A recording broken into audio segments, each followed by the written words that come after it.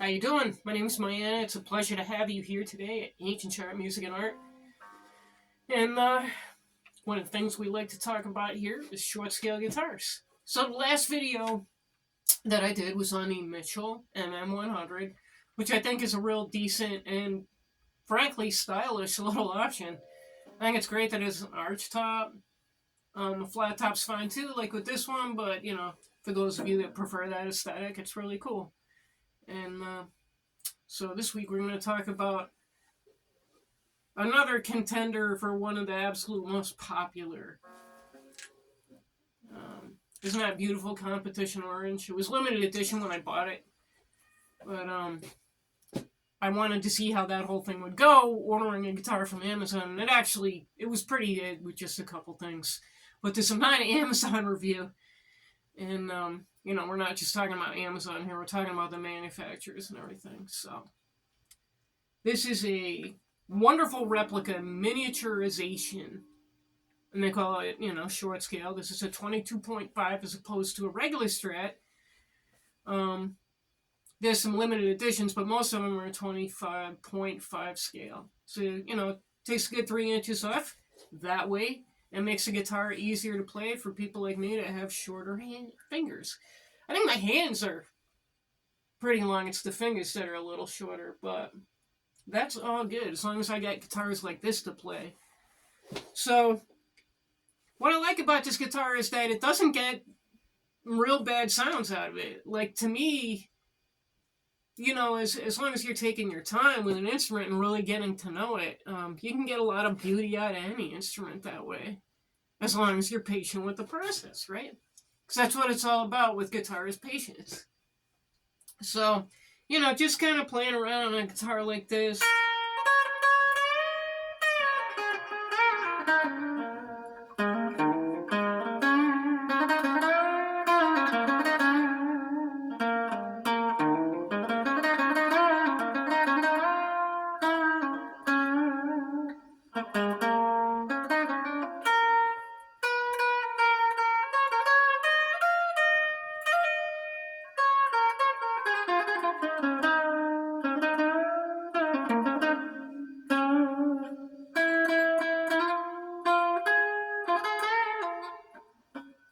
So you get the picture basically. Got a little rough there in places, but I'm more just trying to demonstrate the sound of the guitar. I ain't the world's greatest guitar player. I just love to play, man. It's awesome. It's one of the most beautiful things in the world. That's why I'm so enthusiastic about this. Because had I known sooner that I just needed a smaller guitar, I wouldn't have gone through all this misery like spraining my wrist trying to play nines on a 25.5. Just doesn't work for someone like me. Because a lot of it is just the wrist, Like a lot of men have small hands and a lot of other women are short fingers, I should say. But the wrist is a big part of that too. So it's like if you have a small wrist like this, it's going to be a little bit harder, I believe, to sustain some of those chords. Strings with a higher or to normal tension, like I need light stuff, and a smaller scale instrument. So this one I think is definitely, I wanted to play through the different colors that it offers. Right now I've been totally treble.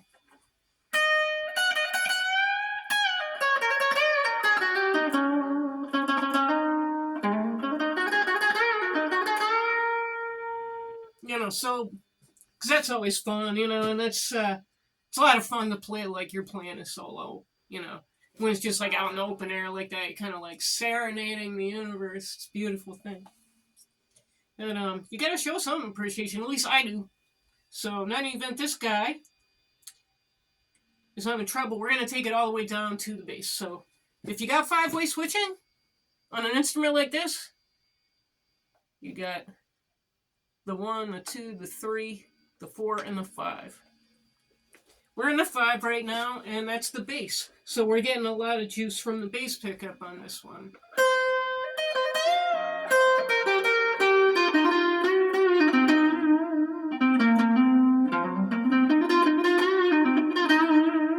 What's really nice about that is that, it just adds a whole another soulfulness to it. I don't know how else to describe it except to, just let you listen to how it sounds. Now, The tone knob. So you got your volume and you got your tone knob, right? When it's cranked all the way to your right when you're playing the instrument, then you're going to get a trebly characteristic. But as you move it to the left, you're going to get a darker and darker sound. So here's like the middle sound for this. Or for a regular chord. Yeah, so it's just kind of like a nice deep dark sound. And then if we take the tone knob all the way down to the bass, that really makes it rich and dark and all those things that make espresso great, for instance. Alright, so now we have explored that region. We're going to go to what I think of as number 4 in the switching, where it's right about there. So it's the second closest to the neck. Right there. And now we're getting some juice from both of these. So you got your mid and you got your bass working together. I'll keep the bass down for a moment.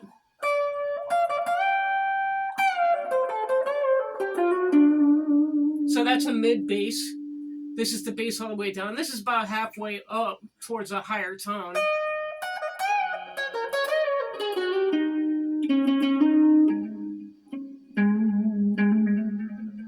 I love that. It's just a really nice sound there, you know? And then with chords.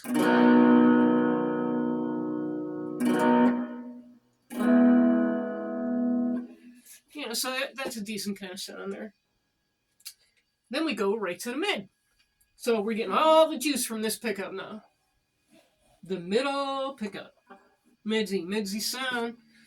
And just for fun, I'm going to take the tone knob to the mid too, so that we're totally midsy.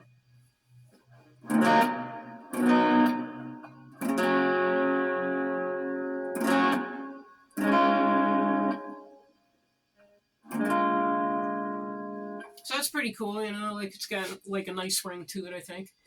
Definitely kind of a stratty thing going on. I am of the humble opinion that this does have kind of a stratty sound that's very traditional. But considering the fact that you can usually get those sounds out of different guitars, including different short scale guitars, I think it's just kind of a traditional characteristic. But this one to me, I don't know, maybe it's an association Cortex thinks I'm playing a Strat. But I think it has a nice kind of little Strat jangle, you know?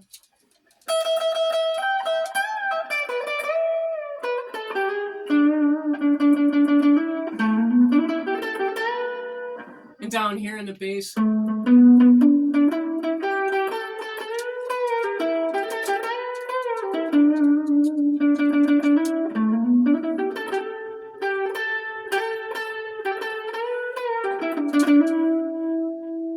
Alright, so now we're going to take it down to the tone knob all the way to the bass.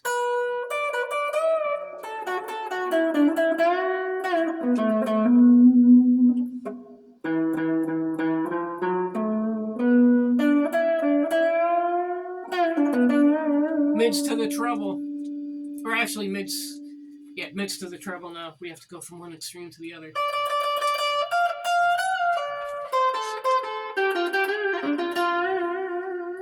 So that's like a nice defined sound, I think, with the mid pickup and the tone knob all the way up high.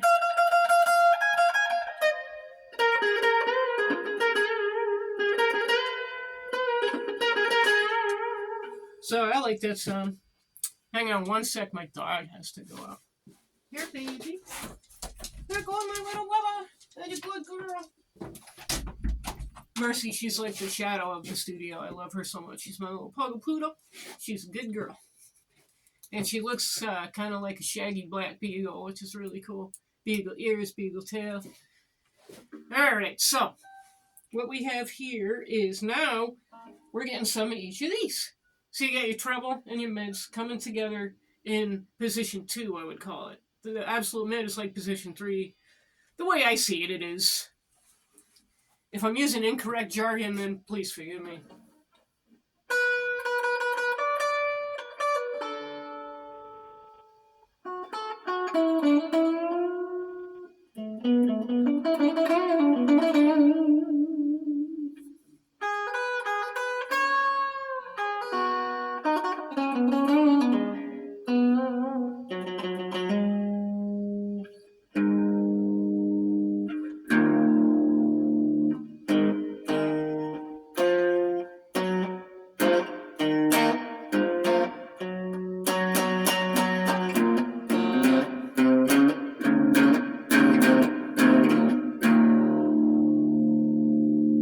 you know, if we turn it all the way down to the bass, I was just like up in the treble.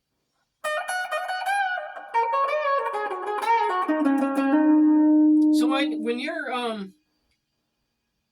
in a higher position, higher pitch position, sometimes it's fun to turn it down to the bass, and vice versa. When you're in one of the bass, like 4 or 5 positions, it's fun to turn the treble all the way up. Just allows you to experience with a whole different soundscape. And that's what this little guy does. The tone knob. Usually they're marked by numbers, but like I myself, I like the barrel knobs because I like to kind of feel where it's going, hear where it's going. Yeah. So now here we are back at the treble.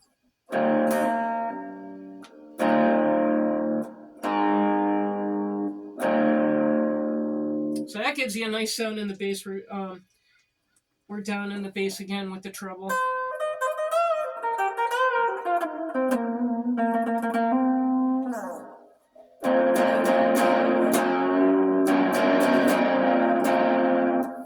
Just messing around. But just playing with the different soundscapes that you can get into here. And you say like, maybe that's a bit bassy for my tastes. So I'm going to turn it up to about the mids position in the tone, like what would be probably around 5.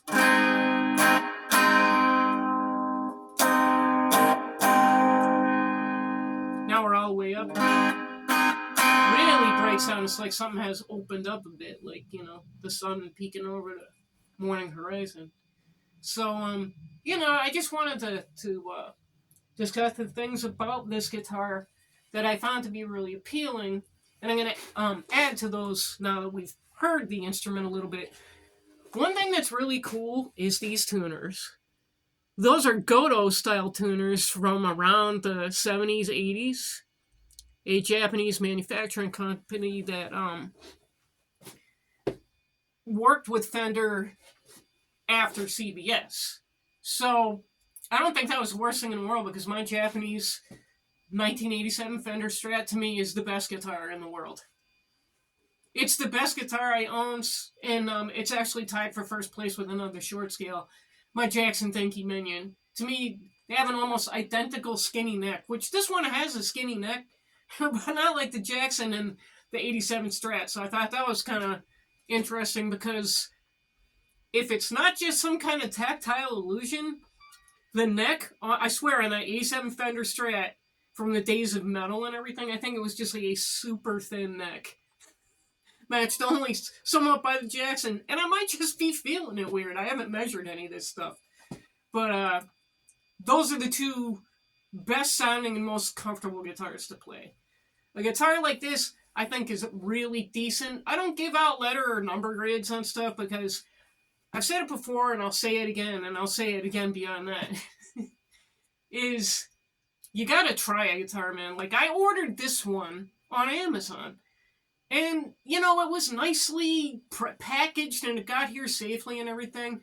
One thing that I just wasn't too crazy about was, it's not that the frets weren't dressed, but it's just that they're a little sharp on the sides. Now, it doesn't bother me, you know, because it's only just such a little bit, and I'm like running my fingertips over it now. It's not really doing anything to the calluses or anything. But some people might not like that. So I'm just going to say it like that. But other than that, I got a nice instrument in the mail from Amazon. I think whoever packed it up really did a good job. We hear enough nightmare stories about things, right? In the mail, eBay and Amazon related and all that, right? Why not have a good story? All right, so I would say that this is a wonderful guitar to get. You're likely to find them in guitar centers across the USA. And maybe old and beat looking, but that doesn't mean that it's not playable. If it's got some paint chips and, you know, some scratches in the paint and stuff, it's how it feels. Ask to plug it in. And just, like, listen to the individual strings if you don't play yet. Or if you do play yet, just sit there, you know, like, if you're like me and you used to play but you gave up because you tried to go full size. Because I had a 3/4 size classical in high school when I first learned to play. You know, listen to basic chords, how the instrument rings, how the instrument responds to your touch.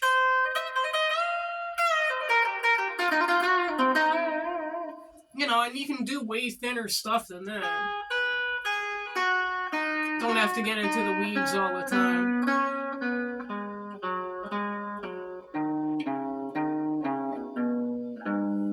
When you try it out slow like that, you can really hear how the notes respond to your touch, and you know, like, I think it's good to sit with a lot of different short scale guitars before you actually try one. But if you want to try ordering stuff online, like I've rolled the dice a few times, and my experience has mostly been good because I have a lot of really inexpensive used short scales. So we're going to move on next after this video. We're going to get into the Squier 24-inch, which has a lot of distinct similarities to this model. It's just about 1.5 inches shorter. 1.5 inches shorter than a full size, and 1.5 inches taller than this. You know, I don't know if taller is the proper word, but the scale. The scale increases by 1.5 inch. Either way. Right, so I thank you so much for joining me today.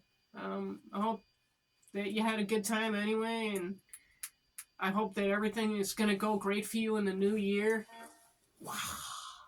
Hope you have a wonderful time. Thank you so much for coming here today. I really appreciate it. And I hope to see you soon. Hopefully I won't injure myself anymore. All right, peace.